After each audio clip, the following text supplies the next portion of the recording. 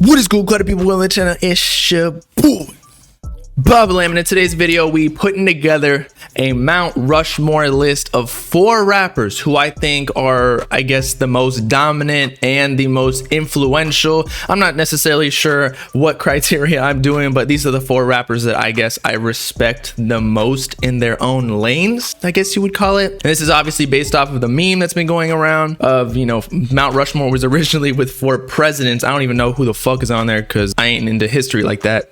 I was a chemistry dude, finance and all that shit. But either way, let's get into the rappers. So firstly and foremost, we got to put our boy Drake on there. Now, a lot of people call me a Drake fanboy, and really I'm not. Like, this new snippet that's been going around, like they got millions of plays on his Instagram post or whatever. I don't know what the snippet is called that's supposed to be on Certified Lover Boy. I don't really particularly care for.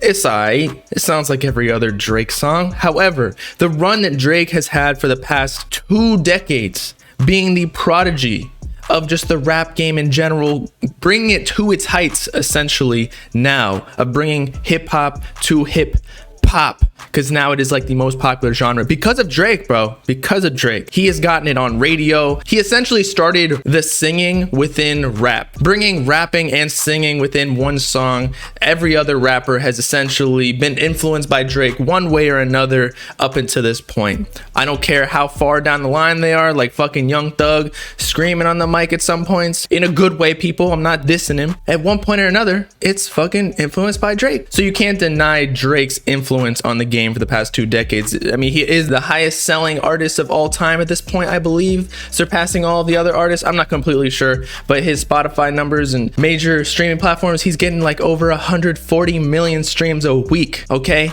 And he ain't just dropped. The last time he dropped was an EP, Scary Hours 2, with What's Next and Whatnot. It went 3 songs. Number 1, number 2, number 3 on Billboard. What artist does that?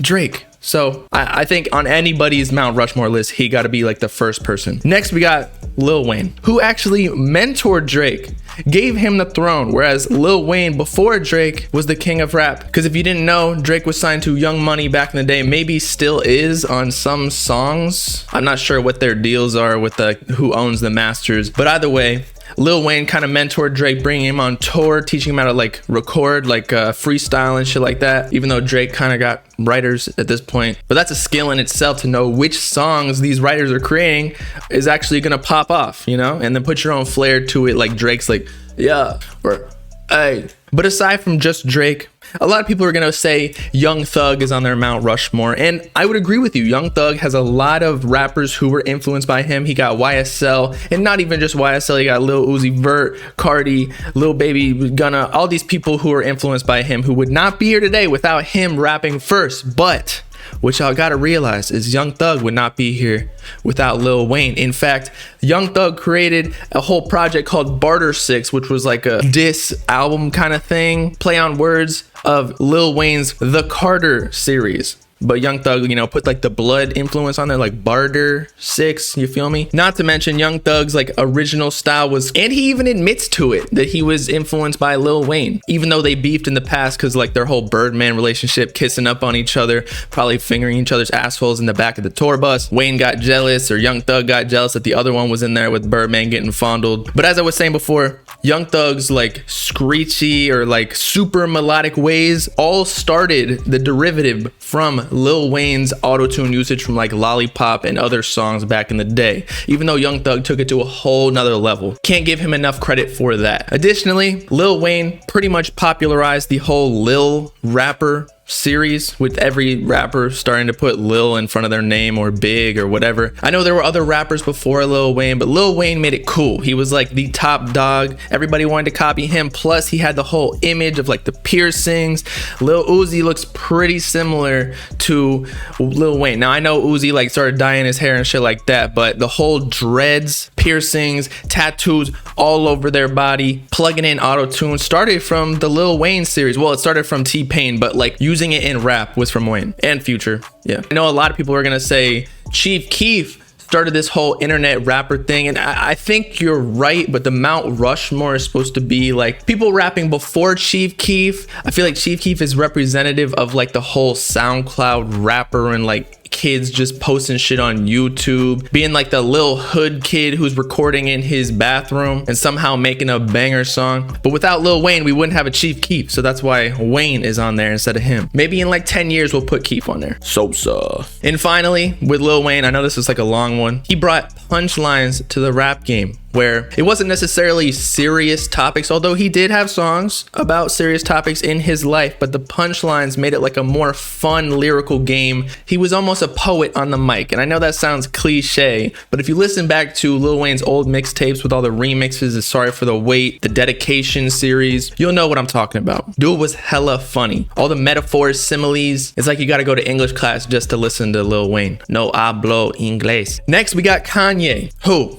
I believe should be on the Mount Rushmore because of his production side of the things, where he really got people to step outside of the box, use maybe non-traditional instrumentals behind their 808s and hip-hop drums. Without Kanye, we wouldn't have like a Travis Scott, Kid Cudi. All the people that you think about use crazy beats and are super creative with the post-production side of the things, like auto-tune from Kanye's 808s and Heartbreak. If Kanye didn't take all of the slander from when he originally dropped all of it. Now, his sound was a little bit less refined than what we got now, but that's just how history goes. People are always hated at the very beginning because they're trying something new. Maybe it's not the best at the time, but then you realize the influence later on. And for all the people who think Cardi is like the king of beats, why do you think he let Kanye executive produce Whole Lotta Red? Because obviously he respected and was influenced by his beat selection. Maybe not the particular beats, but just the way that he emphasized that side of music. And finally,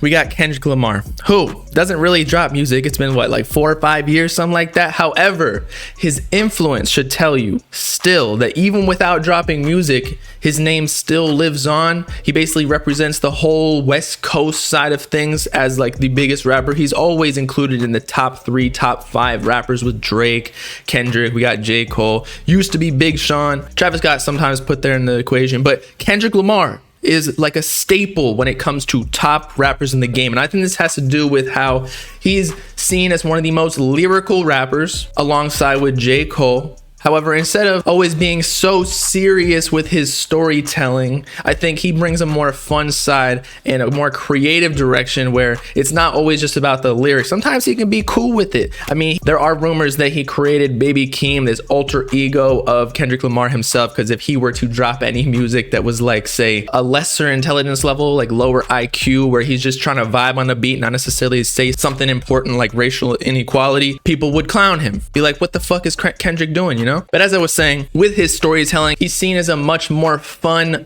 uncle as opposed to J. Cole with his songs, because he's still got some bangers in there that are still in the club today, whereas J. Cole you'll never hear in the club like that. Or maybe you will, but maybe just not as frequently as Kendrick, like Pull Up, Drank, or Bitch Stay Humble, Sit Down. And I could go on forever. Kendrick, just with only like 2 or 3 albums in studio production, he's already seen as a legend. How much more Mount Rushmore could you get? And lastly, about Kendrick before we get off this video, is just the sheer movements he always has behind his music. And I think that's why he's taking his time with dropping another album, because the racial inequality movement that he kind of talked about on To Pimp a Butterfly is still going on with like Black Lives Matter and just like the political shift that's going on right now, or circus, I don't know, because it's just a frenzy in America right now, but it's still going on. So like, what more does Kendrick need to say? He already said it 5 years ago. And so I think he's just waiting for another catalyst of influence so that he can start another album on some other idea, if that makes any sense. Because creatives, we need like a motivation, even me, myself. And so with that,